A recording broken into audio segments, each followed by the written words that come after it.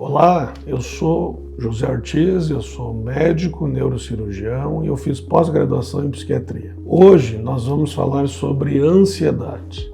A ansiedade é um assunto que eu gosto muito porque ela abrange todas as pessoas. A gente vai falar um pouco sobre o funcionamento do cérebro e o que acontece na hora da ansiedade no cérebro. O cérebro ansioso, ele é um grande problema. Por quê? Porque ele vai mexer com a pressão arterial, vai mexer com o nível de açúcar no sangue, que é a glicose. Nessas condições de ansiedade, ele faz a imunidade da pessoa baixar. O que é a imunidade? É a defesa. Então, dá mais chance de ter infecções, dá mais chance de ter doenças até graves como câncer. A amígdala, ela é o centro de interpretação do perigo. Então é uma área muito importante, porque quando vem a situação, o cérebro entende isso tem perigo ou não, e quem faz isso é a amígdala. A amígdala, ela tem uma conexão direta com o hipotálamo, por exemplo, que nós falamos das vias, né? Então uma conexão direta. Ali no hipotálamo tem centros que estão relacionados ao batimento cardíaco, a sensação de fome, né? A pessoa ficar mais acordada ou não. Então, por isso, quando a pessoa está mais ansiosa e aquela amígdala disparou, aquela areazinha, né, pequenininha que nós falamos antes, ela disparou, a pessoa pode não ter mais fome, né? E a pessoa pode ter dificuldade para dormir, a pessoa pode ter calorões, a pessoa pode ter variações da pressão. Então, essa amígdala se comunica com essa outra pequena área que se chama hipotálamo. Outra área que a amígdala se comunica, que é bem importante, a área do tronco cerebral. No tronco cerebral existe o centro respiratório. Então, aquela pessoa que tem a amígdala mais hiperativa, ou ela fica hiperativa por quê? Porque ou ela geneticamente, através do pai, da mãe, ela tem uma tendência a ter aquela área mais ativa, ou alguma situação que aconteceu ao longo da vida dela fez a interpretação daquela área ficar mais ativa. É alguma coisa, quem sabe, mais impactante para o cérebro dela. Ou ela tem as duas. Uma pessoa que tem uma predisposição a ter ansiedade, tem aquela área mais ativa, e uma situação que também juntou com essa predisposição e se tornou um cérebro mais ansioso. Tronco cerebral, então ele muda muito, né, com essa ativação, o ritmo respiratório. Aquela pessoa que fica suspirando durante o dia, né? Então ela fica, parece que falta ar às vezes. A amígdala se comunica com o tronco, se comunica com o hipocampo. O hipocampo é uma área logo no lado da amígdala, faz fronteira com a amígdala. Ela é responsável pela memória. Pode ter dificuldade se a pessoa tem uma hiperativação muito tempo, e às vezes é anos que a pessoa se sente ansiosa, ela pode ter uma dificuldade de concentração, por exemplo. No momento que se identifica que existe uma ansiedade, a pessoa ela está se sentindo diferente, ela está com aquela dificuldade de respirar, ela está dormindo diferente, ela não está se alimentando como se alimentava antes, ela está entendendo o mundo como um pouco ameaçador, então ela fica entendendo que é melhor ficar em casa, ela deixa de fazer as coisas que ela fazia antes, né, com receio de que alguma coisa vai acontecer. Então, quando se identifica que a pessoa tem ansiedade, ela tem que ir para a solução. Como é que a gente aborda essa? Como é que muda o cérebro de uma pessoa que está muito ativa aquelas áreas? Primeiro passo é identificar de onde está vindo, né?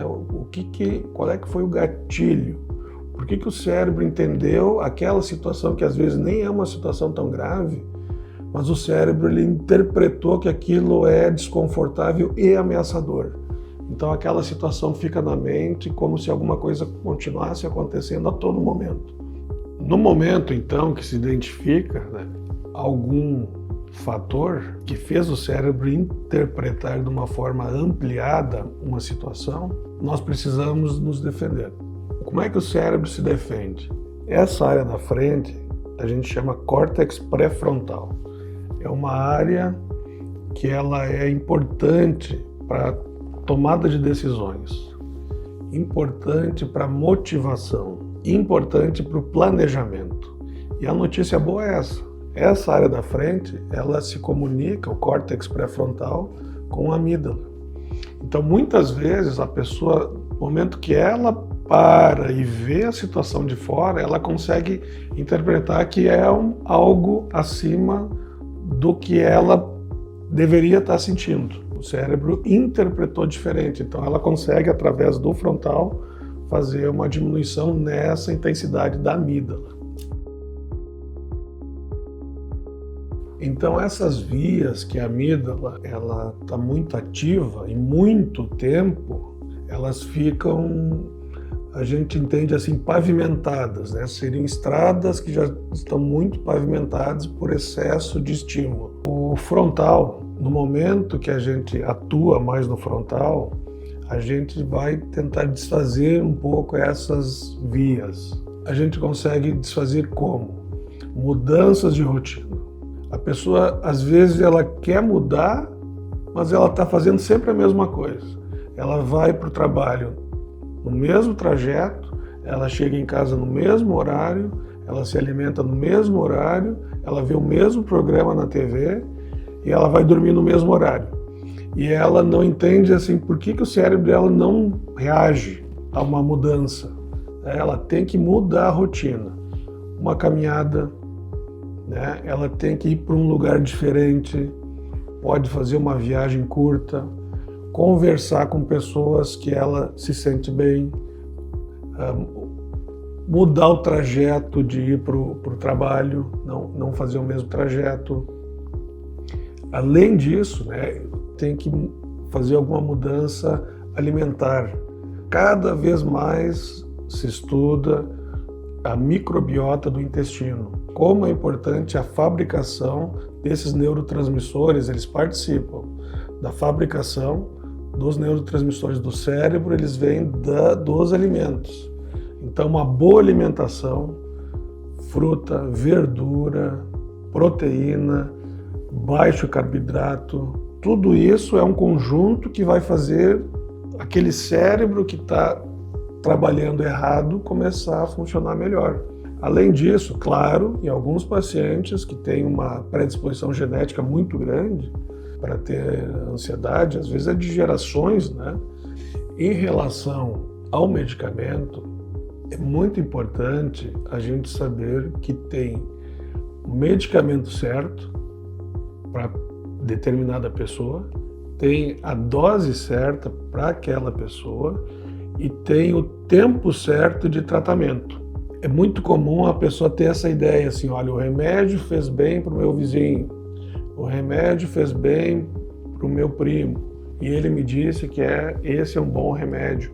O senhor pode me prescrever? Entende? Isso é muito comum no consultório. Mas cada paciente tem o tempo certo, o remédio certo e a dose certa para aquele cérebro. Por que eu estou alertando isso? Porque um tratamento feito pela metade, ele cronifica. A pessoa que usou muito remédio para dose baixa e muito tempo e sem acompanhamento, ou o remédio errado, ela faz aquele cérebro, como eu falei anteriormente, fazer aquelas vias ficarem diferentes e pavimentadas pro lado da ansiedade. E alguns pacientes vão precisar, em algum momento, fazer uso de medicamentos para bloquear esse excesso de estímulo que aquelas áreas estão condicionadas.